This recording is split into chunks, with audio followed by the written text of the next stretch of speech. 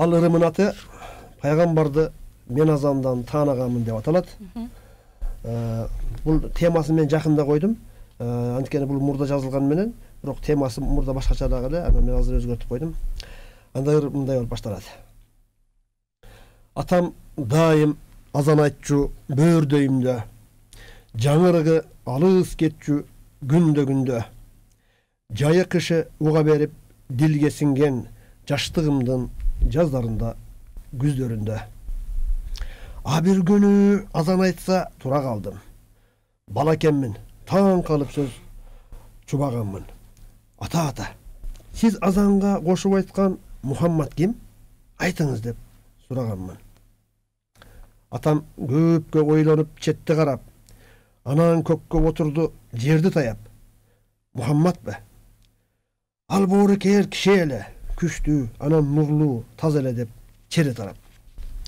Манжаларын санап барса жетпей калды. Анткени сол колу чолок эле 5ти санап. Баары сүйгөн жаштар менен картаңгаары, чынчыл жоомарт сөзүндө жок жалгандары. Жетим өскөн, жетимдерди калкалаган адамдардын сүйүктүү пайгамбары. Кел балам деп кучактап, баштан салап сөз алады жамбаштап андан ары. Азанчынын эч качан үнү тынбайт. Азан чыкса берекенин күнү чулгайт. Уулум сага айтайын, угуп алгын, Мухаммаддын ыйгаты унутулбайт.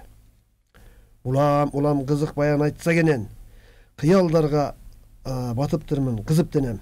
Уккан сайын жакындап, ыктап барып, жоон санына башты коюп жаткан элем.